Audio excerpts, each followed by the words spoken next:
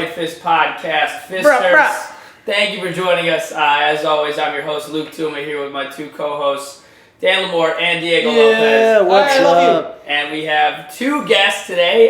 One comic from LA, Alex Gettlin. Goddamn right. A longtime friend. And a new friend, comic from England, Darius Davies. What's up? How's it going? And we're in Darius's beautiful apartment. Did you just move in, man? There's like 100 unopened boxes here.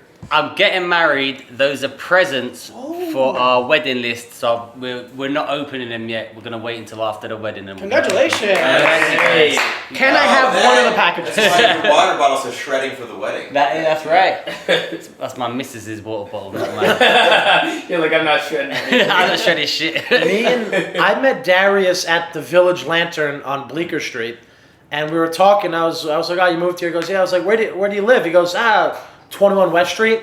I was like, my dad has owned the deli there for 20 years. That's so crazy. And now we're here. What a weird coincidence. Yeah, it's nuts. Yeah, Literally shout out to all the Bill buildings in New LaMorte's York, deli. and Darius moved to the one where my dad. It's nuts. He was like, you gotta get the sandwiches in, and I've just got massively fatter since I met Dan, and he's come and he's brought me a The sandwich. reason it was so nuts to me, because I was like, I know for a fact what the building is like, and I'm so surprised the comedian can afford it. I just put a disclaimer. Obviously, I afford nothing. This is purely living off my missus. So. Yeah. You gave I like us the that. honesty. Dude, you're living my dream, bro. That is the dream. When I met you the last time we were here, you gave that same disclaimer. I was like, dude, this is great. And I'm like thinking, like, damn, dude, they make a lot of money off comedy in London. This is a lot. And you're like, no, this is not me. No. Well, to be fair, you can make money off comedy in London. You could pay your rent in London. Here, it's a bit different. You can't pay shit. No, but you can make money off in London more than you make here. Yeah. I think. Not on the road. Daniel Simonson told me that too. He was like, pretty quickly you could start paying your bills off of it. Yeah. You can make money here, but you just have to mug people. That's it. You do a set, You everyone get your leaves. spot pay, and then you have to pick one old lady in the crowd to rob. And then that's how you can really get the rent. There's always one old lady at a comedy show. That's a great The thing. thing is, if you're in the clubs, you can just start robbing whoever the celebrity drop is. It's like, last night I beat the shit out of Aziz Ansari. Stole his wallet, and I have a career. I feel like that would be a fun one to beat up.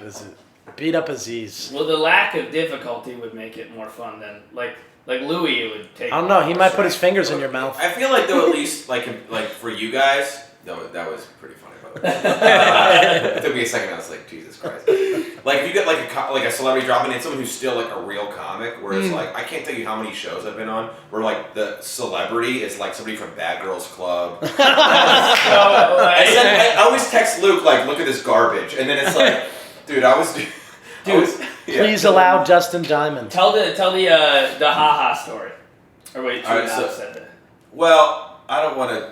Haha meaning Haha it was was so, what the laughs that haha were just happening. meaning it was a very funny time. Yeah. But this was at a room in. I was at a club that will not be named on this podcast. Yeah. Whatever. I don't give a shit.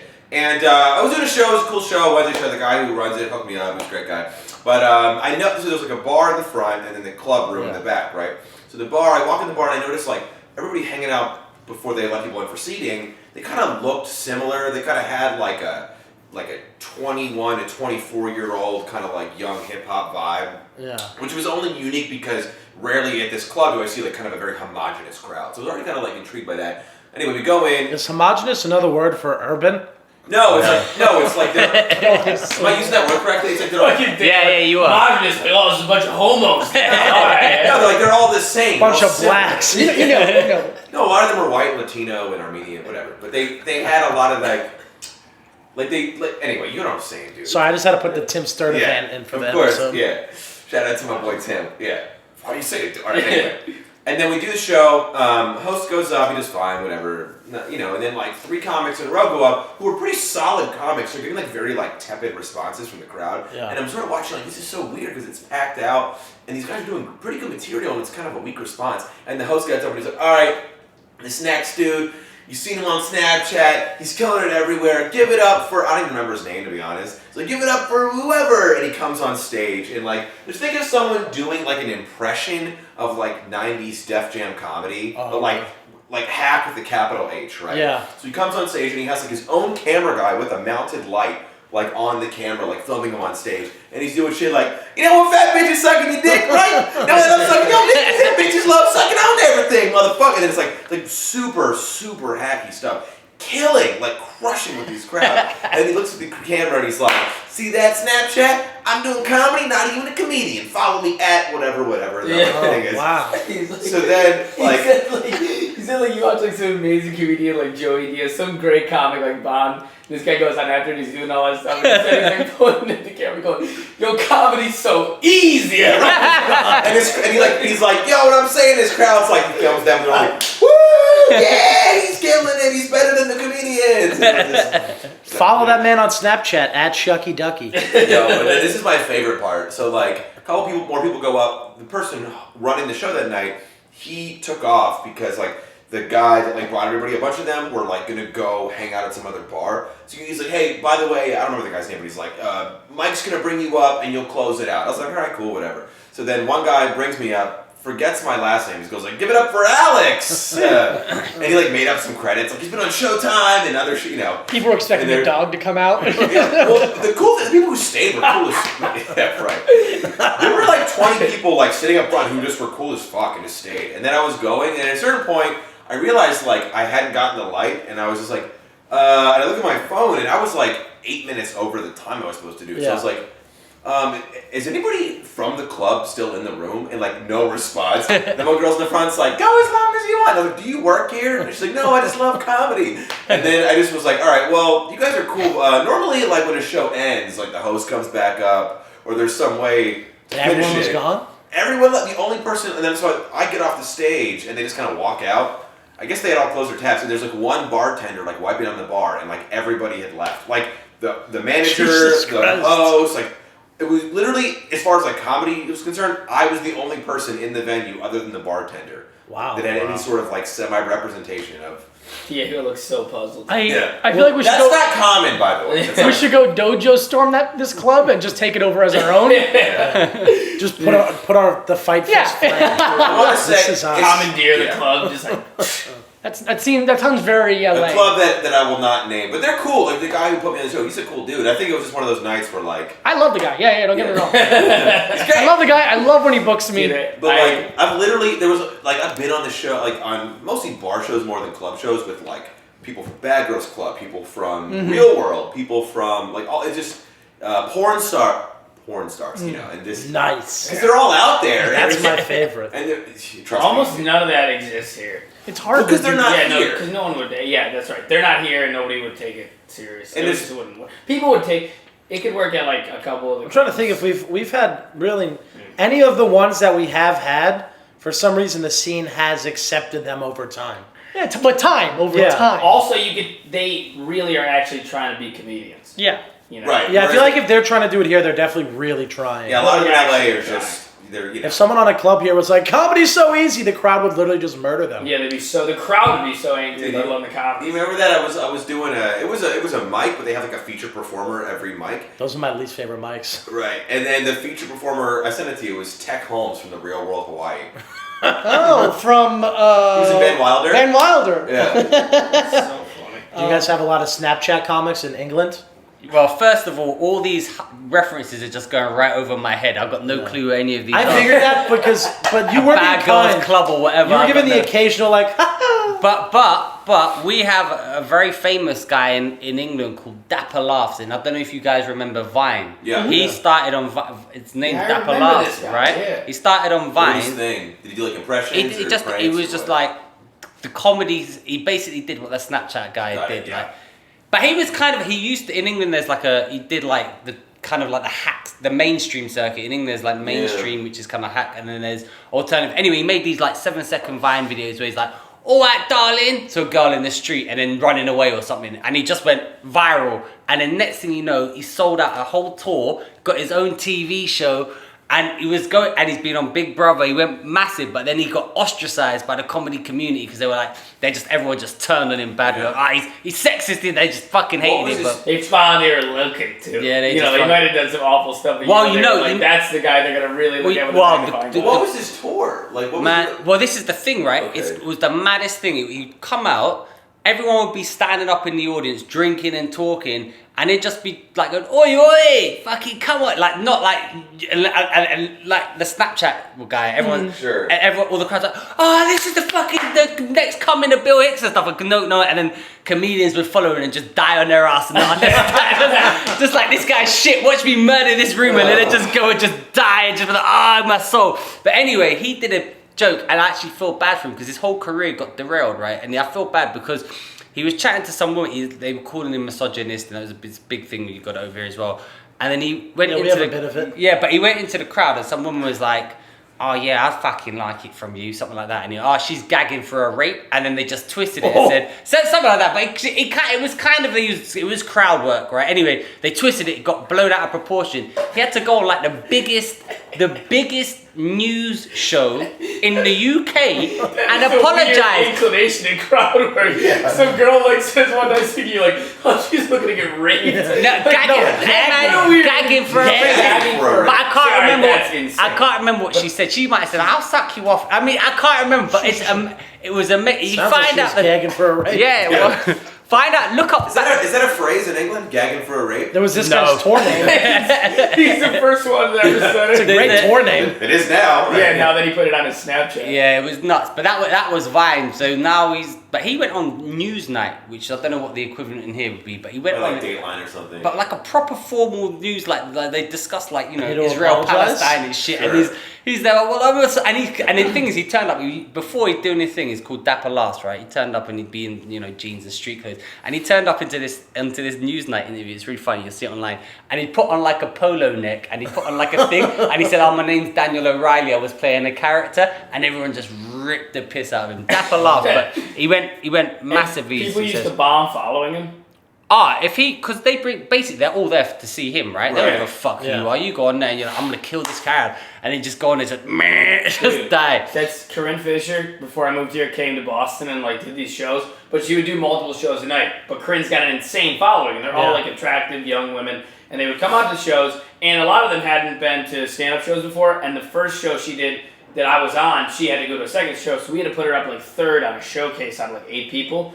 And she sold it out. It was like the crowd was so hot. First 2 people, the host destroyed. First 2 people destroyed. Corinne murders. She gets off stage, and the host goes back on. And before he even brings up the next comic, people are like either leaving or going up to her trying to take pictures, and they just start like exiting the venue. And my buddy Mike Kerrigan goes up, and Kerrigan's kind of like, a bit of like a surly, low energy, really good joke writer, and he's just like eating it while these young women are leaving the room. So the next night, I was at another show, and I knew it was gonna happen. It was like a show I helped run, so I was like, and I was doing a spot. I was like, dude, just put me after Corinne because I already know what's gonna happen.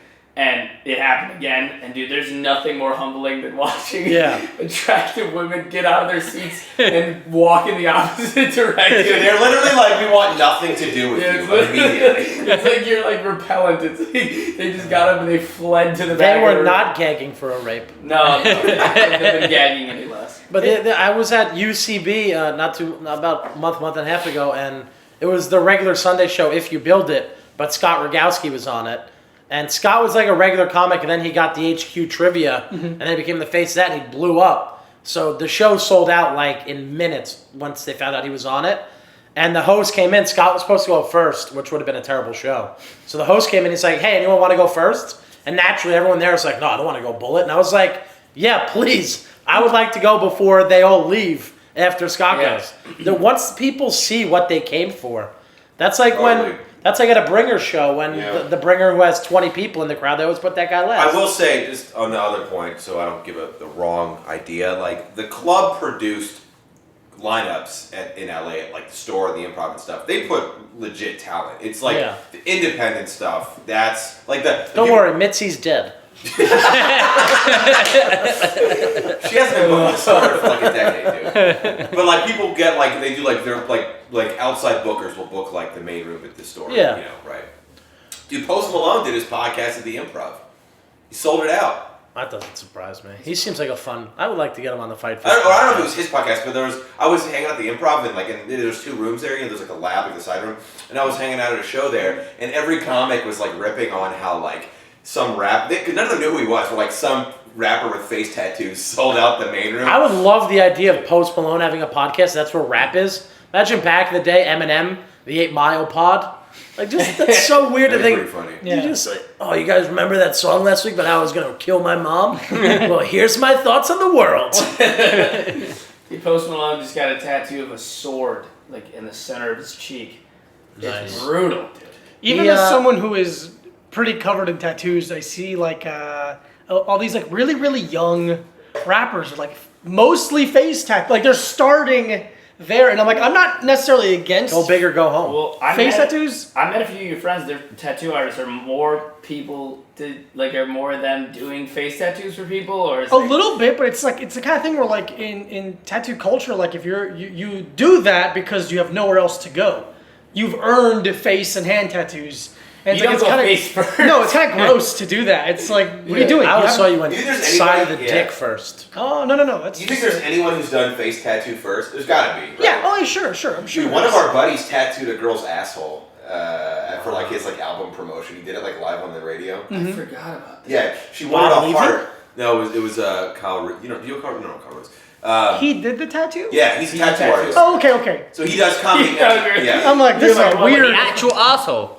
Yeah. On the, I thought No, she's just real rude to people. it wasn't not bullseye, but like a lot on of the points. side of. Like the bigger bullseye. You know, there's like it was with the leather Cheerio, and then it was like it was like a little heart in like the upper quadrant of the the balloon. That's an expensive tattoo because then she also had to put in probably weeks of hair removal on the butthole. No, sometimes it's naturally hairless. Wow, good for them. I guess you can't go for that if you have a naturally hairy butthole. I caught a glimpse of my butthole in the mirror a few weeks ago. We were talking about it on stage. The thing is, also, like he sent me he put a There's photo no of it easy on way Twitter, into and I it. saw it, and like when you're just looking at it, like first glance, it doesn't look like a little heart. It looks like poo that wasn't like like it just I told the crowd the other day that I caught a glimpse of my butthole and it looked like a dirty dartboard. How did? No, yeah. And they loved it. And then I was like, it also looks like the eye of an aging alien. And they did not laugh at that one. What That's probably situation more were you accurate. in where you were peeking back? Fun house. into- He was hanging out in a fun house. And bent over. Weirdly enough, most of the walls in my home are mirrors. So you just. I mean, I 100% on purpose Wait. looked at my You butthole. would have some weird answer like, how is that a bat mitzvah? Like, it's just Wait, Dan, do you? They put me up on the chair. Do you turn the neck, or do you look down, like bend over and look? I do a roly-poly backwards. And then realize that my neck doesn't go this way. So I'm just like this. Yeah. That's fun. I wish it was a visual podcast. Nobody wants that. No. I brought it up because the host was talking about poop. And then brought me on stage after a poop joke. You know what I had? Was this an MMA podcast? Yeah, Kind of. we like this. Yeah. Switch. Whatever. Yeah. You know what happened was someone reached out to me on Twitter who's a fan of the podcast and said, "I don't know why I'm still listening." Thank you. And Great opener. but I like the guest episodes better, so I wanted to prove him wrong with this one. Serves you right, you son of a bitch. I can also say no one hashtagged friend of the pod this week. It's true. We've had hashtag Waco, hashtag penis or something, Hammer penis. hammer or penis, but no one did hashtag friend of the pod. Waves up and down. This one we'll do. We'll figure it out by the figure it out, end. Do you have any MMA experience? No. I mean, I watch it a little bit, the big fights, but I don't really know too much about it. I'm kind of Darius fond- wanted to be a wrestler. I wanted to be a wrestler. Pro when I was- wrestler. Oh, Pro nice. wrestler. Took steps so far as including steroids. Yeah, I did. So when I was about 18, 19, never been to the gym, real skinny. I was like, I don't know what it is. Why'd you look at me? Because I was I was looking for you for sympathy. I was like 10 stone, but I mean, you know, one of those guys that's just like the arms the same length Yeah, the yeah. whole way. I was like, I'm gonna become I'm gonna become a wrestler. Didn't know how to do it, but I knew I had to be big. So one of my friends was living with a security guard, and he was on the juice. I was like, can I get some steroids? HGH or what? Well, this is the first steroids I ever did was Bianabol and Dianabol. Yeah. And they're just tablets. You just take them. And This is so bad for you for your liver. yeah, they fucking kill your liver, Are right? there testosterone enhancements, or what do they do exactly? Were They- you yeah. juicing when you play baseball? Yeah, that's a no-inducing smile. And the fact he knows what Dianabol is means, Well, yeah. I was curious because you knew right away what he was talking about. Yeah, no, I mean, because it's weird. People think that like steroids are only in Major League Baseball. I would say out of my college baseball team, at least 15 kids were on some type of steroid. And then when the NCAA comes to test, the coach usually works a deal. I used to take creatine.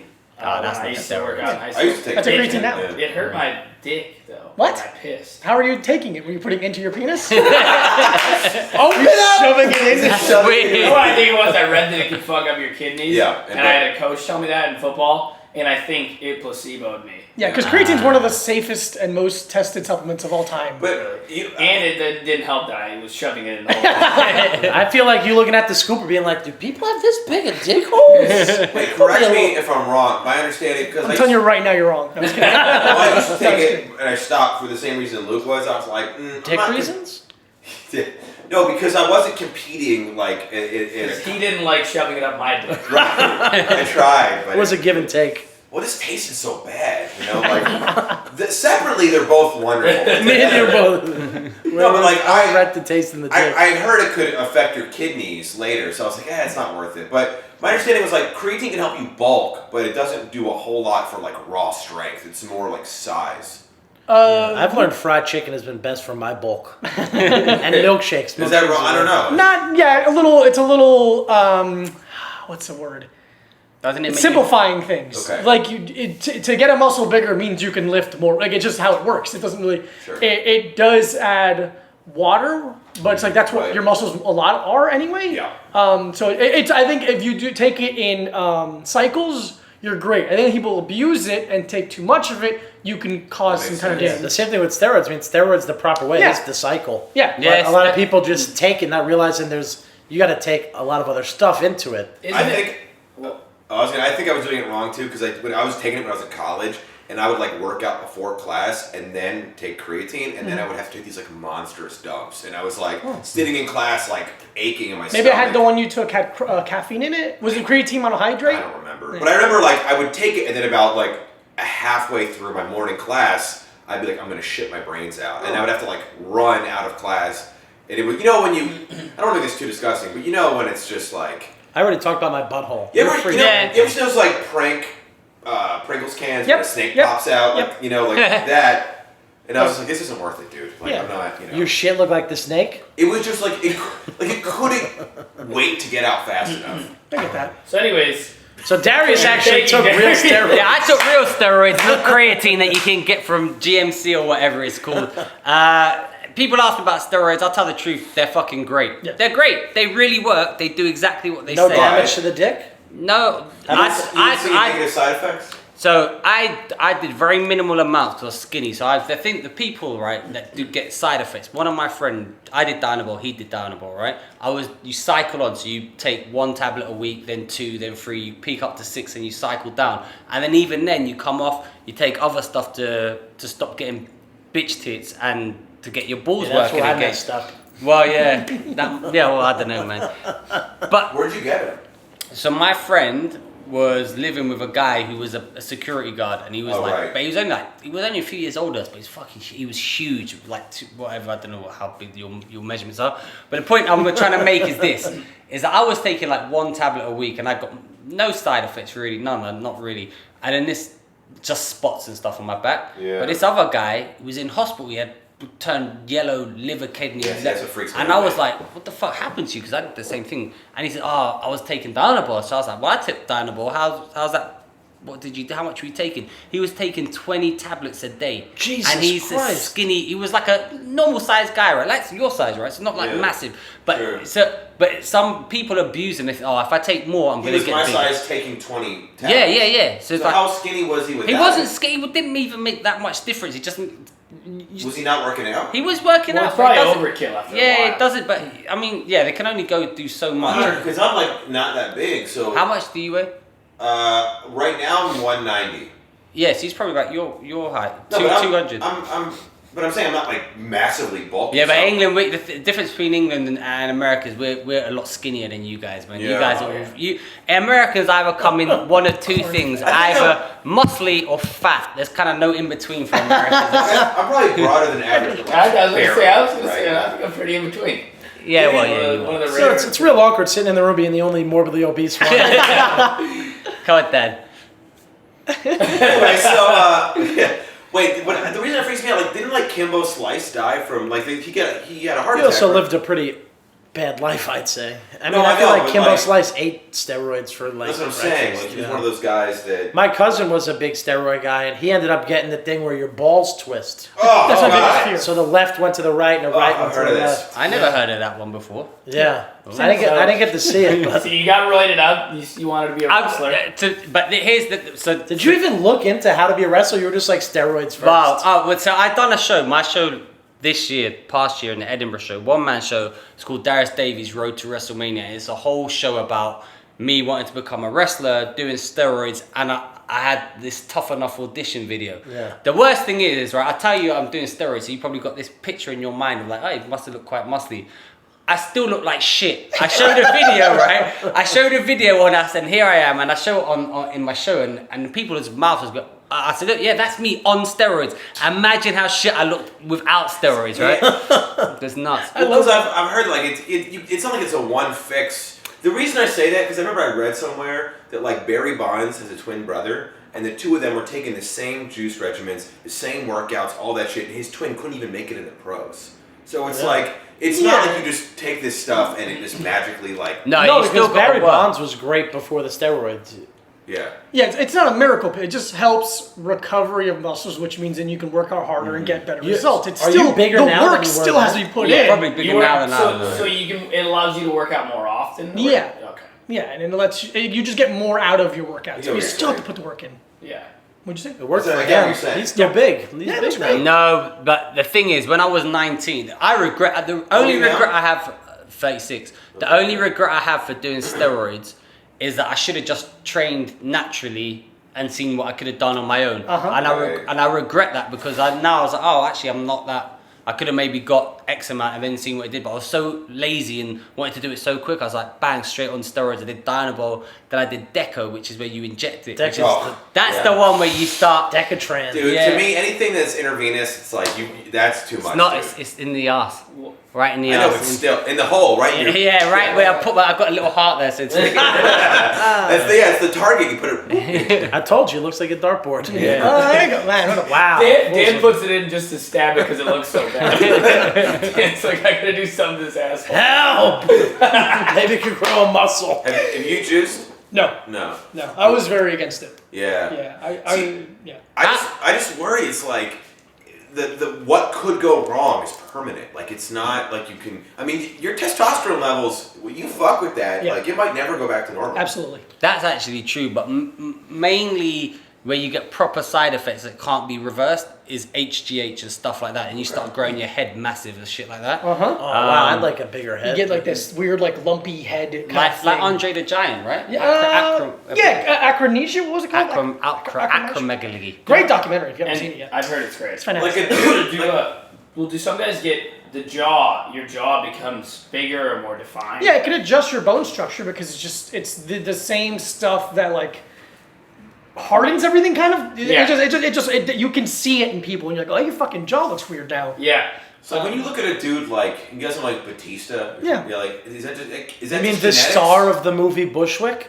You're the only person that saw it. But no, he was in- Is this two podcasts in a row you mentioned the movie Bushwick? No, that was an early one. Oh, it was? Remember, we spent like 10 minutes talking about Bushwick. You think that's just like raw I genetics? think it's a combination. I Yeah. think he got to a point where it's like his genetics got him to there, and hard work, obviously. Sure. And you go a little bit overboard with it. So do you think That's just my opinion, though. Don't Right. don't Yeah, fucking of assume me. course. a guy unassisted, completely natural can look the way Yoel Romero looks? Yes. That's so wild. What do you mean? What do you mean unassisted? Non-steroids. Non-steroids. Non-steroids, non-HGH, non No TH. creatine. Creatine is just one of the. That's It's not- like saying vitamin C. It's Yeah, it's that's so not- like protein powder. Is that assisted? Isn't creatine a banned substance though? Not that I know of. USADA? Not that I know They of. No. sell it at Rite Aid. But there's things that Rite Aid that are banned by Oh, USADA. really? Yeah. Like USADA what? is super strict. I couldn't even tell you. I just know that they're like, be careful. Just because you buy it at like GNC doesn't mean it's good. Those guys have to be That's crazy. incredibly careful with. Well, the other thing about, but it's not that crazy because a lot of that stuff isn't FDA or what. Mhm. Yeah, no, you're FDA good. Yep, yeah. And because it's not FDA approved, a lot of them I get they'll it. be like XXX mass, enhancer. Oh, It's yeah. got this and this and this, and they don't Yeah. tell you that there's actually steroids. There used to be I one do that I know- took that actually had a steroid when Yeah, I a was lot of them have heavy steroids lifting. in them. What was it? It was like one of the first really crazy pre-workouts. Jacked, it was called. Oh, Jacked yeah. 3D. Have you ever The original one before they had to revamp the whole thing. Have you ever seen the documentary Bigger, Stronger, Faster? Yeah. Yes. That's great. It really breaks down Is that the one with Mark Bell. That wasn't the Tour de France one, right? No, that's a different one. That one's phenomenal. Yeah. That one and then the documentary, the new one, Icarus. Yeah, I is can watch that. so good. I've heard of about Russian it. doping, right? Yeah, that's the Russian doping one. Another Russian got caught this year, one of the curlers. Oh, that's right. Yeah, and I was like, why did you need that? I mean, It's crazy that they need that. although Also, after going curling, I was like, you know what, some Wait, steroids what? would Somebody have helped. was juicing for curling? I've gone curling, trust me, it would have I helped. mean, I'm sure those things are heavy, but No, it's not even that. It's like it's the flexibility of it, the bending really low. And they do like a full split on ice. I really wish I could have gone with you. I know it was a fun day. it just how do you get into that? Your Uh, parents have to like force you. I as a child. tweeted a lot about it, and then I became friends with one of the Olympic guys, and they set up a free curling training. You specifically were like going for Was it like you looked at who might be the most accessible to like reach out to? No, because no part of it was like, let's go alpine jump. Right. I was like, let's definitely curl. I'm also a fan of curling. I love it. Really? I love just getting really high and watching it. As people of this podcast know, I'm a huge stoner. Yeah. And as Diego has brought up before, I tweet quite a bit about it. It's great. You have a brand. Yeah, it is my brand. I don't know what my brand is. There's a lot of mini brands. Yeah, that's I had one the other day that I really loved that was true, where sometimes I'll take the full day off and I'll just get high the whole day. And this time I was already really fucked up, so on the special instructions for the Pizza Hut delivery, I wrote very high, no eye contact, please. That's great. That's so great. And hand to God, the woman came to the door and didn't look at me one time. Hilarious. And I was like, I love this so much. She didn't even look at me once.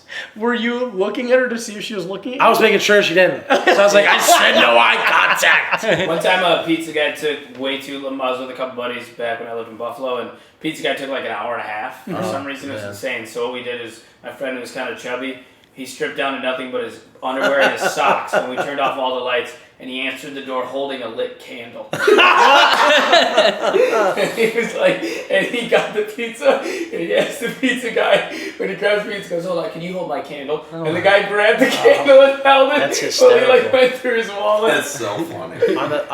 On the topic of pizza, this past weekend I was hired to do a private show for the owner of my favorite New Jersey pizzeria called Danino's. Danino's. It's like it's so popular they have one on McDougal now. Oh, no shit. But yeah, so my opening joke, I was so nervous to tell it.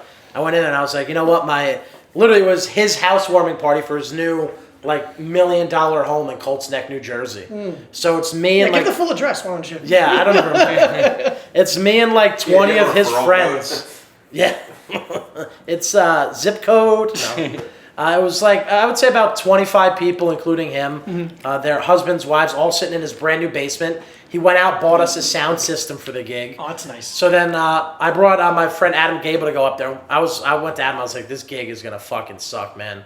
And they turned up the TV. Adam went up there. First joke, applause break. Whoa!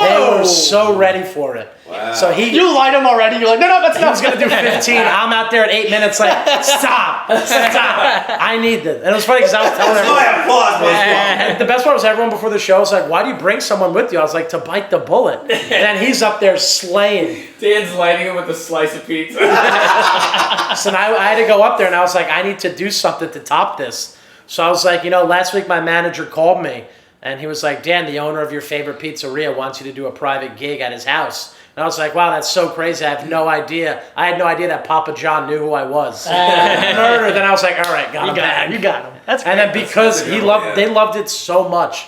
What I haven't been used to that, where a crowd just fully loves the show. And it was just us holding a little karaoke mic in a basement in New Jersey. That's so sick. And he paid us extra because It's they so loved funny it because so like much. I'm sure New York's the same as LA. Like I like how you look at it to talk at. I don't know why I keep looking at this thing. My dad, with You the know why? radio in the Because- car, when it's on the speakerphone, he's looking at the center console like, yeah, we're going to be there in 10 minutes. Because the podcast we do in LA, we've had it where like the battery died in the middle, or the card runs out. So I made it a habit to like. Oh, thank you, because none of us are paying attention at all. Look over it. Yeah. It's not on fire. I'm good. No smoke. But like I'm sure, like we're just so used to getting kicked in the dick at these terrible shows in the city, and Yeah, and then so sometimes you get a nice little pat on the dick. right. And then when you go somewhere like that, it's almost like you think like, what's wrong with these people? Like, you know? Yeah, for sure. Yeah, the crowd that night was really gagging for a laugh. Can I ask, who did you like, starting out there in England? Comedy. Comedy, wrestling, or MMA. Pick whatever. Comedy. I like. Were you a Hicks guy? No, Eddie Murphy. Yeah. Eddie Murphy's like when I first saw him, I didn't even know what stand-up was. I always knew he was an actor. I still don't. And I saw Raw and Delirious, and it was like the funniest thing I ever It was the saw. first comedy I ever saw too. Yeah, it was so funny. Basically Eddie Murphy really got me into it. Then Chris Rock, I like Dave Chappelle, and then latterly like Bill Burr. It's 4 black comics. Yeah, it's weird. Well, it's weird. I found Burr. Yeah. One year I went to this. My ex-girlfriend at the time, she bought me like this comedy class. I'd never done a comedy class, but this is like one of these gatekeeper comedy teachers. She books for all the comedy clubs. Yeah. And I went there and I sat there and she she was class? like, it was just a one-on-one with this woman. So she'll go through your set. She'll say, well, this is what the comedy clubs are looking for. My She was girlfriend. like, why are you saying the N-word so much? Yeah, Please, Darius, take off the do-rag. Yeah, I had a joke where I used to drop it, but fuck it. Anyway, the point is, I sat there and she said to me, "Who do you like?" And I said everyone, and she was like, "Yeah, but what English comedians do you like?" I said, "No, I don't like any English. I like You Bill were into Bailey." like Jimmy Carr or something? No, I like Bill Bailey. He's a musical comedian, but I don't really like musical comedy. It's funny, but I my like favorite Bill British Bailey. comic is a friend of his, James Yeah, Acaster. well, he started with me. We all started around the same time, so he's So- doing huge now. But she asked, what did you say when you... So I said that, and she was like, "But you know, you're gigging in England, right? You should." But she was, to be honest, her advice was rubbish. She was like, "Have you seen Ramesh? When he tells a joke, he leans in. Have you ever considered leaning in on the punch?" And as soon as she said that, I just wanted to kick her in the fucking You head. ever thought about putting on a cowboy hat? Yeah, no, yeah. She's like, "Yeah, watch Ramesh. I taught him that when he says the punchline, he does this." And I was like, I'm leaning into the microphone. Have you ever heard Joe List tell the Gallagher story? No. He was doing like a festival, and Gallagher, for if the audience doesn't know, used to smash the watermelons. Gallagher pulled Joe List aside and was like, he wanted to use him for a documentary he was doing.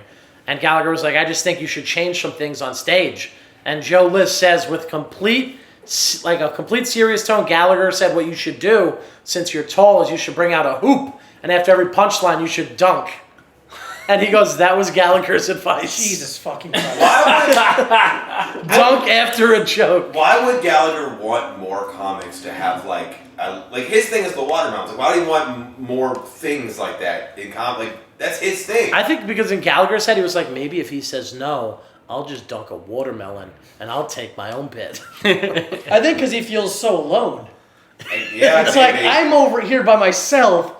Please make me seem You know less what's insane. What's funny though is like some of those guys like Carrot Top and Jeff Dunham are still like wildly successful. But like I remember like about a year or two ago, I was like for some reason looking up what Gallagher does now. He was like at like some state fair in Iowa. Like he's like hit the other end. Right. of the, you know. I bought one of his albums. It's not great to listen to. Yeah, well, what is his act? I've only seen like Listen to the watermelon being mashed. It seems big and juicy. It was innovative because it's actually Mike the Watermelon. Oh, I like that a lot. The only one. Did you get into British comics after, or did you never really get that into Tell them about your Dat fan phase. My what? I guess Dat fan never made it to. I mean, there's actually loads of great English comedians. I like them, but you just asked me who my influences were and what I like. Those are the guys. Eddie Murphy was the main one, just that really got me into it. And then I just like Dave Chappelle, but quotable bits. English comedians off the top of my head. In England, there's a guy called Michael McIntyre. Yeah. A lot of the comedians hate him, but it probably... Is McIntyre from the movie series? Does he have that movie where him and the other guy go around together? No, you're thinking of Alan Partridge. Partridge, yeah. He's amazing, but he's not a stand-up. No, Steve very- Wait, why do they hate Coogan. McIntyre? Yeah, why do they hate him?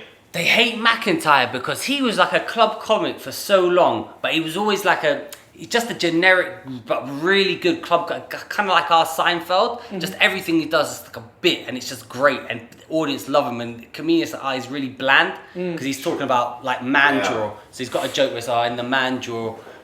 You've got all your whatever what we've got calculators or whatever the fuck's in a man. I don't know. So he's really kind of inoffensive. So comedians hate him, but he's a really good. Like you could put him on any scene, any stage, anywhere. What does he look? Kill him. Is he? He's got floppy hair.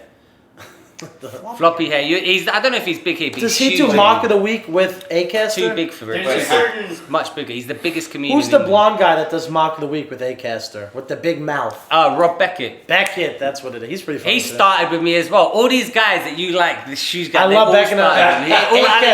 Now furious. I was watching it. It's It's funny because James James. Acaster is literally my favorite comic right now, and he like stayed with him when he was in New York. Oh, he's got Jay- all his favorite comics and your friends, and then he's talking to you. He's like, "Dude, my dad will give him a free sandwich downstairs." Yeah, next week's sandwich special is gonna be the Acaster. Fuck you. Now, James Acaster's a nice guy. Rob Beckett's but both of those two were really funny straight from the off. Like Rob Beckett, the blonde guy. I remember when I first. He's more like proper jokes than James. James talks about how in England, like he's not considered like a cut and dry stand up. Well, he doesn't really do the weird. clubs. He doesn't Yeah. do clubs, the club comedy much. He does his own show and he tours his show. Whereas Rob Beckett still does the clubs. Rob Beckett, even from when we were doing open mic together, he was just great straight away. And also, he's got some people, I don't know if you have it in America, it's like you've got your edge, but some people are like, they're just ready for TV and they're like a bit more presentable and they have that kind of like this. Basically what I didn't have.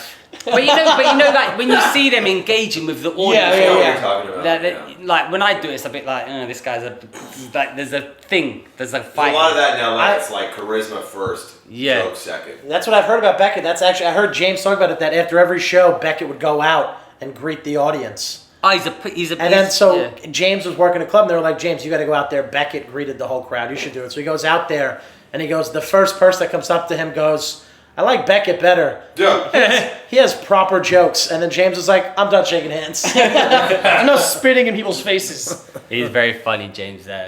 Yeah, But 4 Netflix Beckett's- specials at one time. Blows my mind. Yeah. Oh, that's the guy. Okay. How close did you get to becoming a wrestler? Man, Yeah, I we was really dive off so on back that. to my wrestling career. When you say wrestling, do you mean WWE? WWE, Okay. WWF. I did steroids, applied to Tough Enough. I went to wrestling school. What was that like? It was right next to Clown College. It wasn't like What's the SAT equivalent of getting into wrestling school? Can you pay your £40 a month? You got your money. How much do you want it? You gotta really want it. Give us your money. You want it enough? Come in. We didn't even That's like have every comedy class. Yeah. We didn't even have a ring. We didn't have for about 2 months of lessons. There was no ring. We just went to like a leisure center, and they were like, "Oh yeah, but you're learning the foundation." So it was also like improv. You know, He he was like, "We're going to teach you how to run the ropes." There were no ropes. We had to run to the wall, pretend we were hitting the ropes, and then run back. And then the first time I ever hit the ropes, right? I was like, "I've got this. I fucking have to. I've been practicing. This is what I've done it, right?" So I went, the first time you ever hit the ropes, if you've never done it before, it's so painful because they're made of metal. So you get like whipped, like your whole back looks like you've been whipped. It's so painful. And I was winded. I ran Were into they like wrapped in rubber or something? Or? Man, it's just, it's metal with tape on it basically. Okay. Oh, but I it's just see. really Jesus. painful. So if you've never done it before, your whole back will look like you've been whipped. Yeah, definitely never done it. And you just learn the technique, or do you just get used to it? No, you just get used to it. Your That's body so gets crazy. calloused, and you learn how to fall on your back, and you learn how to bump. And then I fucked up my back. I injured it. I broke my back actually. Whoa. Yeah. So this is all covered. How you gonna just gloss over that? You broke your Well, back. I don't know if I should do my show. In my show, I talk about all of this. I broke my back. I've got all Did the you release x-rays. your show anywhere? Did you tape it or? Man, I did it. I've got it. I mean, it's all on my laptop. Like Yeah. you know, it's an actual show, so it's got video and stuff And you like did that. this at Edinburgh. Yeah, I did this at Edinburgh. Everyone tells me I should tour it, and if you're a wrestling fan, it's really good. And if you go in with an open mind as a comedy fan, it's a really good show, story show. But it deals with wrestling. But you don't necessarily have to be a wrestling fan. I was chatting to. Well, that's perfect for our podcast. Yeah, That's what we've been trying to tell people. Yeah, well, I was chatting to I've forgotten Lucy Pole, a comedian here. I don't know if you guys know her. She's Lucille like, Ball? Lucy Pole. Anyway, she told me I should do the show in like a small New York theater. I was considering that. You can do it at Under St. Mark's. That's a little theater people do one-man shows at. Yeah, maybe that's what I Couple was. comics have. Yeah, I was thinking. The thing is, the annoying thing is that as a stand-up, I'm more like a stand-up, like bits, jokes, and stuff. And this Yeah. is more of a show, so it's a big distinction from what I usually do as comedy. But Do you prefer one to the other? Like straightforward stand-up or the one-man show style? I personally prefer probably just stand up, right? Yeah. But when you get in the flow of doing, like, because you only do this show at festivals, so when you get in the flow of doing it at a festival, you get accustomed to playing to your audience and doing this 1 hour show and not having to kind of rush to the punchline. How many weeks did you do it at Edinburgh? So it's like 3 weeks And run. how do you draw people there? People just saw the flyer? You flyer, and then some people do PR. You get paid for PR. You pay for marketing. But most people, you just flyer. Yeah. So, but I think this is why you need to kind of have like a themed show. So if I did a show one year, Darius Davies HBO special. It was just me doing club stuff really. No one came except like on the weekends people would come. Yeah. But when I did a show about wrestling, people were like, shit, I like wrestling. I'm gonna take a chance on this, and they'd come and I'd sell a t-shirt. Yeah. But if you just try to go to Edinburgh, it was one lesson if I could give anyone if doing this, have a theme. I've noticed that there's a lot of crossover of wrestling to comedy fans and MMA to comedy fans. Like more so than other sports. Because of how it's aggressive. it's showy too. Yeah. It's like It is entertainment. You're rooting for one guy. And at the end of the day, if you're watching two people beat the shit of each other, you're probably not going to get offended at a dick joke, I think. That's a great point. But also at least wrestling and to an extent now, Chael Sonnen and Conor McGregor, you got that funny heel and he's cutting a good promo and people like that stuff. I mean, this guy's I'm glad you brought up Chael Sonnen since we talk so much about steroids. He's been caught. I forgot. I totally forgot. They got caught the game. I totally forgot about that. He's been caught a bunch. Yeah. He knows all about it too. You ever tell him, like, he'll talk about, like, John Jones, when people think John Jones is innocent, Chael will kind of almost, like, in detail describe why Jones isn't or why another guy isn't. He had a whole book about it called The 4-Pack Revolution. Oh, shit. Where he said that if a guy's got a super defined, like, to a certain extent, if a guy's got enough of a defined six-pack, you could almost tell by looking at him that he's not juiced. And that, that was the big thing in that college. More natural, that he's not juiced? That he is juiced. Oh, The right. more natural abs are a hard 4-pack, and then the lower rung is abby, but not like crazy. Well, It's he's real hard to get. Steroid abs are so. We had a kid named Nico who was on my college baseball team. I don't know if he was ever actually a student at the school. We could have gotten so much trouble. He came in as like a ringer and never went to class. All he did was lift all day. He benched like 600 pounds. But he was fat as shit. But he took off his shirt and just full 8-pack. But there was belly around it, but still full 8-pack. This kid was so dumb that someone in the cafeteria told him that the mozzarella sticks had 10 grams of protein in each one. Oh So he would eat 40 mozzarella sticks a night. Google it. The kid was dumb as a rock. That's great. And then eventually it turned out that the NCAA was like, hey, this kid doesn't even go to this school. Jesus Christ. And then he was off the team pretty quickly. Yeah, I can imagine. He- Can I the- ask, just because you did wrestling and you're from England, do you know Zack Sabre Jr.? Yeah, I do know Zack Sabre Jr. Oh, that's cool. He's very skinny. I didn't wrestle with him. I didn't start, but I know he's an amazingly gifted technician wrestler. But we actually still go to shows and we know him. But here's the thing: if you want to know how someone's on steroids, there's one way, surefire way, guaranteed every single time to know if a guy's on steroids. It's this: if you see a guy and you think he's on steroids, then he's on steroids. That's it. That's You never it. asked that question. People look on steroids look like they're on. You see a guy who looks like he's fucking too good to be true. He's on So steroids. you think, like, if I saw a guy at the gym who looks like Brock Lesnar, Steroids. then you can't do that You can't. naturally? If you see any guy with traps, Yeah. these ones. Look around. Look at him. Look at all of us. None of us have got traps here. You Right. look at They a were guy- there once. Nah, you can't get these ones. You'll know this, Diego. You can't get traps. That they only come from excess testosterone. No, like one in 100 maybe. That makes sense. Yeah. I saw something on I forget who put it up on YouTube, but it was like breaking down like if you look at like the Mr. Olympia guys from like Schwarzenegger's day to now, like nobody looked like they do now. Oh, it's back absurd. then. Yeah, it was like because it's impossible to look that way naturally. People Well, are thinking Carrot Bryce Harper's Top. on steroids. Yeah, look at Terror Top. Carrot Top's another one. He's on steroids, but I mean, you can't. You can just tell. But John Jones, he keeps on getting popped. He claims it's for those bodega Sex Viagra pills. pills. Yeah. My favorite, Rhino 900X. Is he 10-day hard. is he still in the UFC? Yeah, He's mine's on about trial 5 right minutes. now with the Nevada State Right, Athletic So street he's fucked, overlord. basically. Yeah, John Jones on trial with the Yeah. Nevada State Athletic It Commission. hasn't come out yet, right? He was already in hot water for the hit and run thing, right? Well, You guys that ever kinda taken, blew over. I mean, it was a horrible thing. You guys ever take gas station dick pills? No, I've never done it. No. You've taken gas station dick pills. Yeah. I've taken a regular dick pill. I should have taken regular ones. I take gas station ones. Yeah, I took a Viagra once. I've I taken think B12. Rhino. That's just energy. I didn't. Well, okay, hold Have on. you taken it by Like, you know when you go to 7-Eleven and there's a little pill in a case and it's 3D? I saw this. I always assumed it was just fake. Oh, no. It works. I don't know. It makes what me was lose your- my vision. What was- It's like Cialis. It's like Mexican Yeah, but it's Cialis. really bad. The heart beats a lot, then you lose your vision, I don't you wanna sweat a fuck lot. that. Yeah, no. I mean, the cum shot's fantastic. It's like really just vigorous. I like the idea that you're just taking these in, but you're still by yourself. Yeah, it's fine. It's just for you to jerk off. I just see if I can put cracks in my mirror.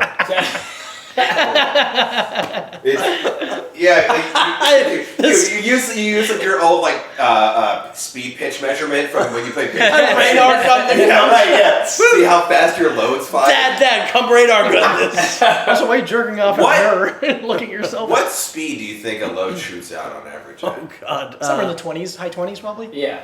Somewhere around the speed an MMA puncher hits, because we're an MMA punch podcast. That's how you I feel like it's got to come transition. out at around like probably. I feel dumb saying 20 miles an hour. It's got to be much lower. I have no idea. I've never measured liquid. Well, I feel like it measured comes it. out faster than Can someone. you Google that? I'll Google it. Let's all go. Let's It's say probably the I rated thought R so. episode of Sports Science. Well, that'll do it. Do you want to talk MMA?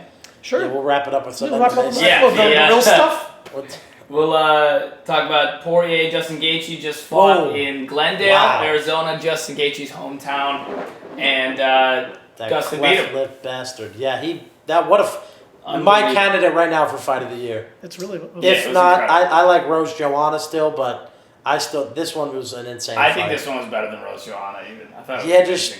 Poirier, he's so likable. Yeah. Ever since Fightville, The other things. Can I just say, I've got important information.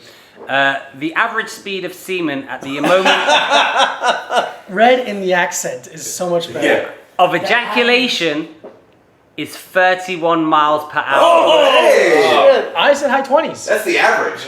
Yeah. which is faster than a Peruvian jaguar, apparently. no, maybe that's why they call the pill rhino, because I'm coming out like a rhino. Why did they measure the cum of a? Yeah, I was thinking that.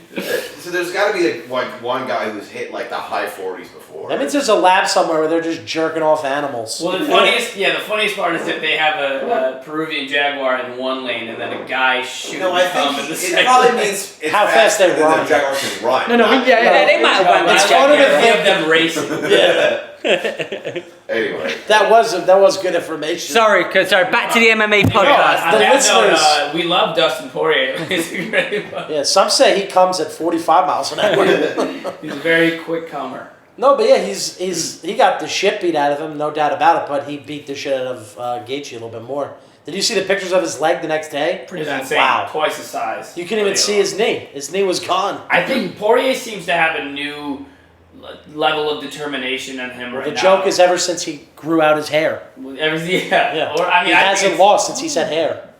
You know what true. I think? Tell me if you Holy agree or shit. disagree with this. I kind of think that some of these guys, Poirier especially, have this thing where they don't want to be with all the work they put in and all their amazing accomplishments. They don't want to be most known for being one of the guys that heroically lost in Conor McGregor's amazing rise. I get that. Because Yeah. Poirier's the guy who Conor called around, said first round knockout. Mark my words, they had that long press campaign where Conor kept calling him a back ass. Yeah. You know, he's a hick from the back ass of nowhere. You know, doing that. And then he knocked him on the first round. And then in the post fight interview, he said, "You can call me Mystic Mac because I predict these things." That's like such a legendary fight and kind of the thing that Poirier is almost most known for. So the guy seems to have like a fire lit under him, and I wonder if a lot of that is because he wants to cement his legacy as a champion. What I loved was, and I agree, but in the interview, he was full on honest. He was like, "Listen, I'm not here for rematches." He goes, "I don't want to fight Conor again."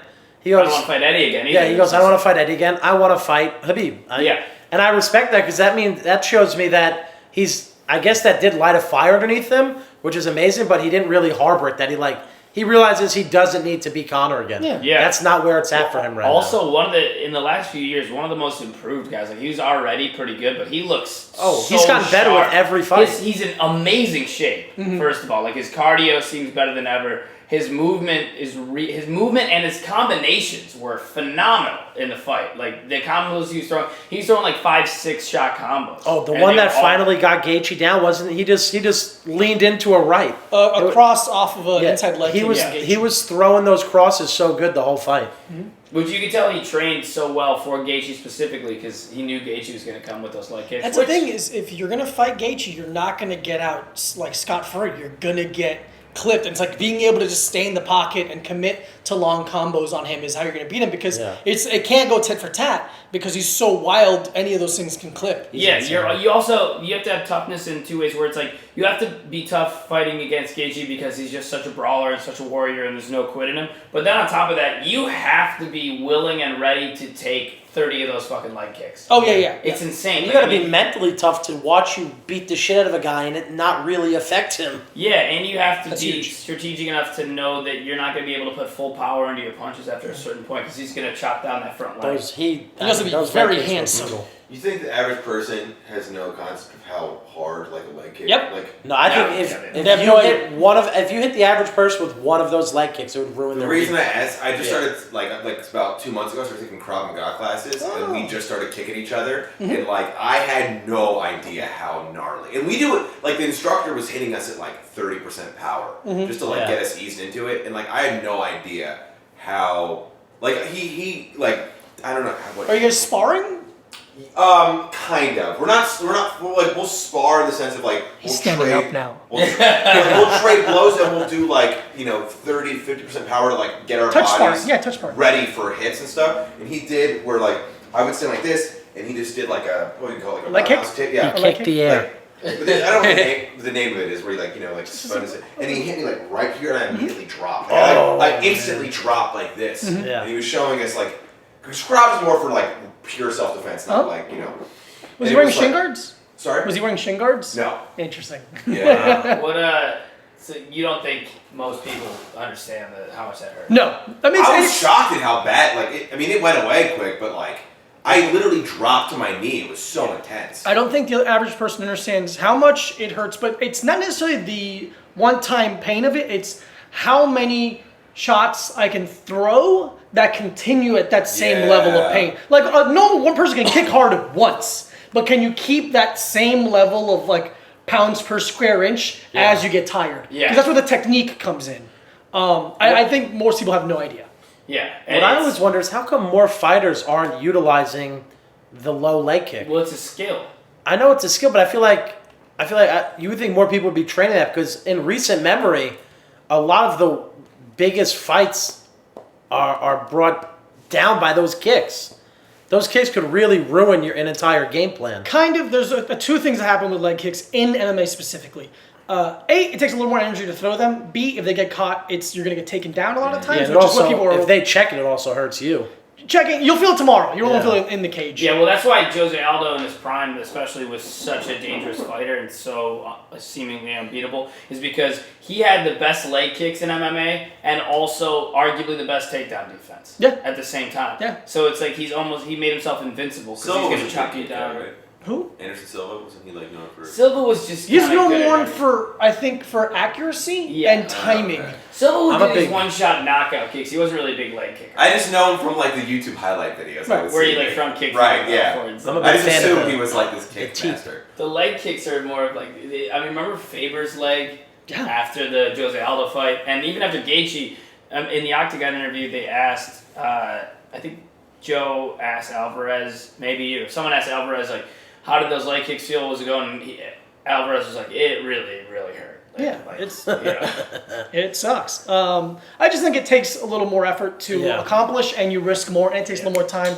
I think it just you have to hit another tax bracket of skill to be able to hit them Yeah. flawlessly in an MMA I fight. get What do it. you- If really you have hard that to skill follow and it. you're a lucky motherfucker if you could pull that off. Thank you What so do much. think- What do you think? I've worked really hard. What do you think the next move for Poirier? Do you think? I'm a big fan of him getting Khabib before McGregor. But what do you think is gonna happen? He's gonna get mauled.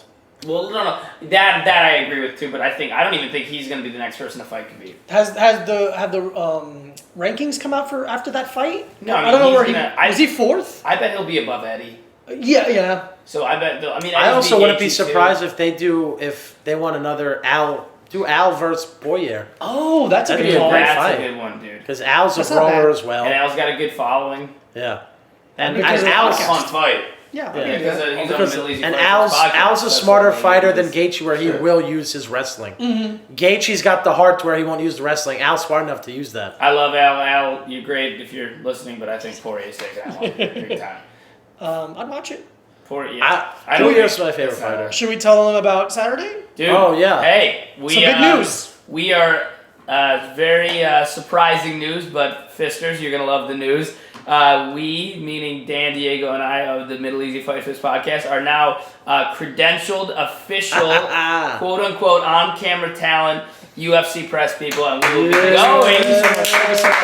The three of us will be going to the fights this weekend on Saturday in Atlantic I'm sorry, City. I still And can't I believe think it. probably all three of us you'll be listening to this. If you're listening the day after we did, are gonna go to we'll have already gone to the Thursday media day in Atlantic Yeah. City. We're gonna be there. We're gonna be, Thanks to seeing the what's up. UFC for just being dumb and Yeah. letting it happen. No, they know it. They're No, smart. they They got know the it. millennial vote. Yeah, exactly. whatever. They know we're young and we're hustling, and there's Dude, a I think big it's following great, behind man. us. Thank you so much. Well, yeah, I do Luke think called me. I was really impressed. I do think the fighters being on the podcast helped. Yeah, for sure. Because What every fighters fighter, have you had on here? well, Ali Akinta, who fought for the title, 2 weeks wow. ago. Aljamain Sterling, who's fighting this weekend. And He's then nice. Jimmy Rivera, who's fighting in June for the #1 contender spot. Nice. Yeah. Yeah, and So then- yeah, if you're there, come by and say hi to us. Yeah. You know. Yeah. Do you know what we look like? I don't know if people know what we look I don't like. know if they do. I'll wear my Middle Easy shirt. I gotta find it. I had one today where I was eating dinner in Jersey, and the guy was like, "You look familiar." Well, you put pictures on your Instagram account. That's true. Yeah. Yeah, Of like that is your true. podcast page. Right? Can I They can only recognize Dan by his asshole.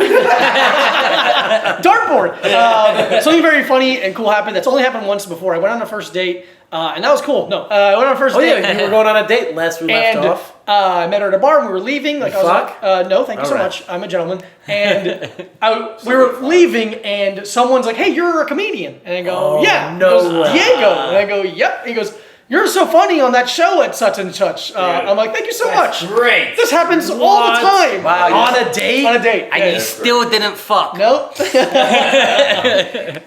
I had Adam Gable before the private gig, who's a friend of mine. We went out to this place called Babaku's, which so kindly gives me meals for sponsor. free.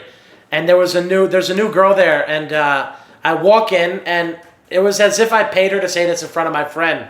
She goes, Dan, you didn't tell me you were famous. I was like, nah. She's like, you have thousands of followers. I know so many friends who know who you are. Nice. Dinner's on us. I was like, well, it would have been on you guys anyway. But yeah. But Adam was like, did you pay her to say that? That's how Adam talks. Yeah. You ever get recognized? In Boston, I actually used to a lot because I was. Because the I sexual did- predator posters they put up everywhere. Exactly. They're like, you're the pedophile. Your Mommy, mustache that's is- him. And then I'd be like, listen, this kid is gagging for a rape. I like how we've called that back. That's a great callback. No, I have not said it, so just a I heads used up. to. Yeah, me neither, England. I used to do a lot of shows. Boston's not that big of a place. A lot of the shows I did were in Boston proper, and I was a tour guide in Boston. So in the warm months, I'd be out in the same areas. I was doing comedy a lot, which is like downtown Boston, Back Bay, the really popular touristy areas. And a lot of times while I was being a tour guide, especially because I was kind of performing, then drawing attention to myself because I was performing, people would recognize me from the shows. Nothing's But it better. hasn't happened in New York. Okay. But it Soon enough. It happened. I don't care if you hear. Alex actually recommended me for this tour guide job, and the guy Which who one? Bobby. Oh, right, yeah. The guy who He's not owned- gonna listen to this. Yeah, no. The guy who owned the tour guide company was a failed comic. Oh, this is so and funny. such a bitter, angry guy, not happy. He wasn't a that failed he comic, he just a failed mic. He's like a failed open micer, and he's Yeah. like, but he's like, like 40 years old, not happy, very not, just not a happy guy. But he owns a tour guide company, and he was really anal about everything he did on the tour guide, as a tour guide for him. And on my first tour, he's shadowing me. I'm supposed to know the whole, tour. I'm supposed to have the script down, everything. He's real, like, obsessively shadowing me. And there were the tour was just like 3 girls, cute young girls and whatever, and they're cool, they're fun on the tour or whatever, but we get to the first stop. It was a bar crawl tour. We're in the bar, and the waitress comes up to us, and we're gonna like order our historic beers, and the guy's like got his notepad, and he's looking at me with like hawk eyes to make sure I do the job right. And the waitress is like, "Hey, you're so funny. I saw you last night at that show." He was livid. Dude. He was so furious. Blowing a whistle. Dude, I think it kind of carried over. Like he never left it because he fired me about a month ago. The only job I've ever been fired from. You got fired for being recognized. It was. That's pretty cool. It was interesting. That's a worthwhile firing. Yeah, but Hopefully we don't have any I firing forgot about stories that. after this weekend. Yeah. Hopefully the UFC keeps Dude, us on board. I'm really excited for this. Thank you to the UFC for making us credentialed press. Yeah, thank you, Dana. I know you're a big listener. Dude, it was insane though. Are you guys- Getting the official PR lady for the UFC is the one who emailed us all. keeps in. emailing me. She keeps emailing. Yeah. She keeps sending us. She Yeah. loved the They dick got pic. in touch with you guys, or you got in No, touch with You applied for it. Oh, Like, okay. A lot of people. Dude, in that's MMA amazing. media and the MMA world apply for it, and it's really hard to get. We're approved official for it. press. You guys Wow. put updates on your Snap story or your Instagram story? Yeah, we're gonna be all over that. We don't have an Instagram page, but I have one. We all have. We should make one. We'll make Yeah, one. we'll make Podcast. Yeah, let's. We have a Twitter for the Yeah, podcast. yeah. But You don't need to know this. Come on. and we can. Should we say who someone fighting? Oh, yeah. Well. What? Well, I was gonna say one of the fighters this weekend. They might be able to look forward to an interview with him if. oh yeah, We'll yeah. see. Yeah, No, we'll don't need see. to say anything. Yeah, They're we'll going to be there. It's going to be a press. Thursday's a press thing. Yeah. We might be able to get somebody. You know. Yeah, who we might have knows? some good interviews coming up. We're gonna try to put some stuff on the Middle Easy YouTube page as well. I'm gonna bring my camera. We're gonna film some stuff. Make sure you follow the Fight Fist Twitter. I think that's where we're going to put most of the stuff. Yeah, at Yes. Fight This Pod on Twitter. We're gonna do an interview series called "You Fucking," and I just ask every fighter, "You fucking?" That's it. And we're That's gonna the get whole fucking video. kicked out. I do think it'd be fun if we have like questions we ask each fighter, like a little bit more silly and like I would shoulder love if we comedy did based. I would love if we did the "you fucking" thing, and then we had to bring in a translator for Barboza. He had to say "you fucking" in Portuguese. That's perfect. That's perfect. That's a good spot to end it, I guess. Yeah. Yeah, Great yeah. job, boys. Thank you, Yeah, Darius thank and you, Alex. Thanks for having me, man. Good podcast, man. Thank you guys Yeah, for and coming. thanks for talking steroids with us. And If you guys are listening up until this point, the 1 hour and 9 minute mark, well, probably 1 hour and 6 because the first 3 minutes was just us fucking around. Tweet at Dan LaMorte, at this Diego Lopez, and at Luke Touma, and at Fight Fist Pod if you Hashtag- want. Hashtag dartboard. dartboard, all right. Hashtag dartboard. You went better than me. I was gonna do Hashtag gagging for a rape. fartboard. So. No, that's not. Don't do hashtag gagging Hey, for a rape. no. Hashtag dartboard at the three of us. Alex, Darius, you got Twitter? Yeah. to plug? Yeah, at Darius Davies. Yeah, it's at Alex Gettlin, Alex Gettlin. If you're in LA, hit me up. For sex. Is always- He's fucking. Bye. Yeah. We love All you. right, thank you. We love you.